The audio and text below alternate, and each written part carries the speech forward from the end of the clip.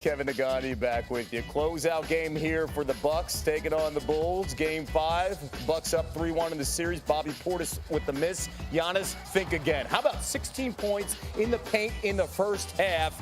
I mean, all this talk about losing Chris Middleton after game 2. Well, everybody stepping up and then led by the train that is Giannis in the lane. My goodness, they were up by 16 after 1.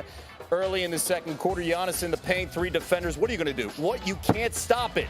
23 points in the first half, the most points in the first half in his playoff career. They're up by 18 at the break, under 2 to play in the quarter. Giannis floating. Average in the series, 29 points, 13 rebounds, 6 dimes, shot 57% from the floor, finished with 33 points, and the Bucks, gentlemen sweep, 4-1, 116-100. According to Caesars Sportsbook, the defending champs have the third shortest odds to come out of the East. The Celtics are currently the favorites to win the conference, while the Heat are just ahead of the Bucks. Alan Hahn, Monica McNutt back with us here. So, Monica, when you look at this matchup, because up next here for the Bucks, those Celtics, what is the single biggest factor you're looking forward to watching in that series? I cannot wait to see how Ime Udoka and company game plan defensively for Giannis. Now, bear in mind, Kevin, the Nets relied so heavily on iso ball that it played perfectly into what the Celtics wanted to do in terms of their athletes and their scheme. The Bucks don't rely on iso as much. In fact, Giannis has gotten about 20% of his points that he scored versus the Celtics in transition, and it is so hard to guard in transition with a guy like Giannis, who you mentioned is a train coming down the lane, right? And so I'm curious to see, will they try to make this series physical with the bumps we saw them use against Kevin Durant? And then what will Giannis's response to that be? He has a much more complete supporting cast than Kevin Durant had. So I cannot wait to see this defensive X's and O's in this one. Alan, that supporting cast, they've been fantastic. I do want to hear your thoughts here with the guys around Giannis in helping him, especially with Middleton still out. Looks like they're going to reevaluate the situation next Wednesday, so it looks like he'll miss at least the first 2 games with this sprained MCL. Yeah, and game 7 of this series, I believe, is May 15th, so there is a lot of time for him to get back if he can. But listen, the Bucks are 5-0 this season without one of their big 3, including Drew Holiday. So they are learning and have learned to play without their main guys. But it's still, you're certainly going to miss Chris Middleton. But what you have now are guys like Pat Connaughton, like Grayson Allen, who are knocking down those open shots. You have Bobby Portis, even with the glasses on, the bifocals Bobby knocking down threes as well as a stretch guy. That's also important. Brook Lopez and that matchup is going to be big as well. But the factor you have to watch in this series is a player that the Celtics brought back into the fold, and that's Al Horford. Al Horford was used in the past when Brad Stevens was coach as a bit of a Giannis stopper. And that is something to watch here as well. Do they employ that same defense? Because watch how that goes. You know what else watching this series, Monica? When does Grayson Allen do something to get the Boston crowd against him? And if it's against Peyton Pritchard, he might not get out of the building. But you know that's coming in this series. It is definitely inevitable. Yeah, I'm predicting game 2, a tangle up with Marcus Smart in the Garden, shades of Danny Ainge on the other side here because he fits that mold. And let's talk about the star for the Celtics, Monica. What are the expectations here for Jason Tatum, especially after we saw that emotional series sweep against KD and the Nets? Well, you can imagine that Jason Tatum probably will be heavily guarded by Drew Holiday, who's the Bucks' best on-ball defender. And so he's going to have an opportunity to sort of continue to ascend in the conversation of the greats currently in the league. I thought through that series, and I'm almost willing to say through the playoffs, as far as a two-way guy, Jason Tatum had provided the most complete performance on both sides of the basketball. And so he's going to be called on heavily to navigate guarding Giannis Antetokounmpo on the other side because that's going to be a collaborative effort indeed. Okay, guys, let's play a game of either or as we look ahead to tonight. I know you guys have been waiting here. Monica, who wins, the Sixers or the Raptors in Game 6? Ooh, Nagandi, I am going with the Sixers in the game, or excuse me, the Raptors. I'm sorry. Crazy, Monica. Oh, my God. I think the Raptors are rolling.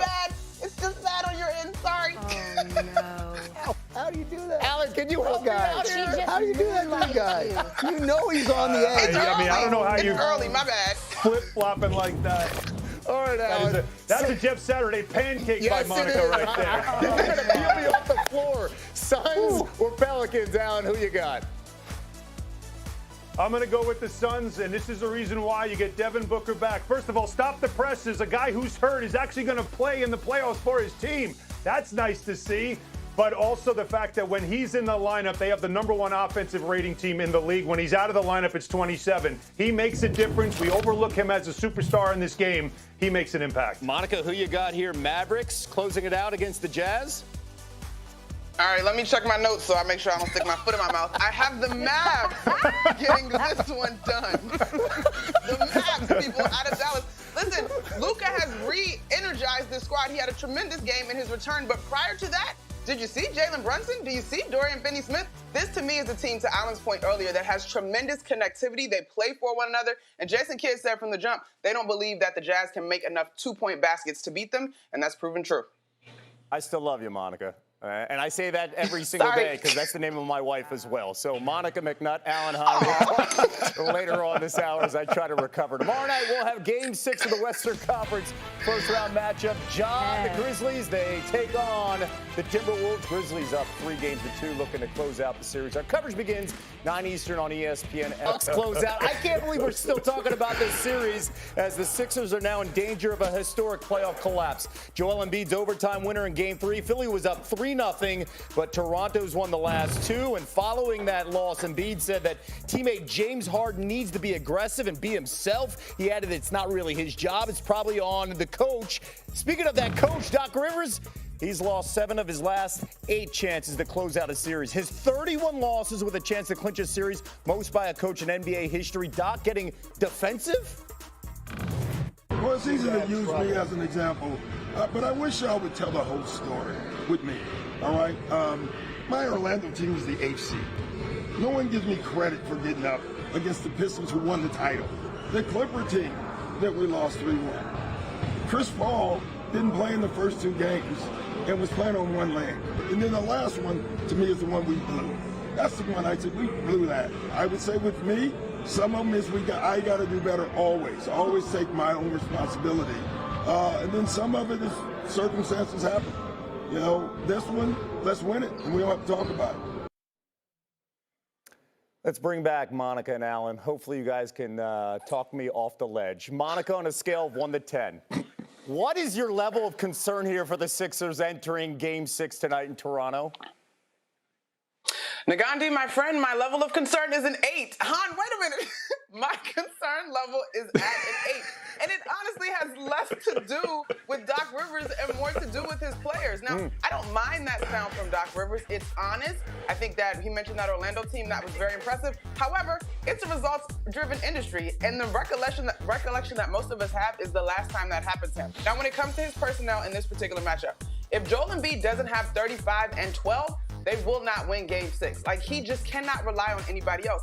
Even when they were hot and we were asking if we were concerned about James Harden because Tyrese Maxey was emerging as the second scorer, Alan, I thought that as long as Joel Embiid was putting up MVP numbers and he got help from somewhere, they would be okay. But if he has anything less than 30 and 12, it's a problem. It's a problem.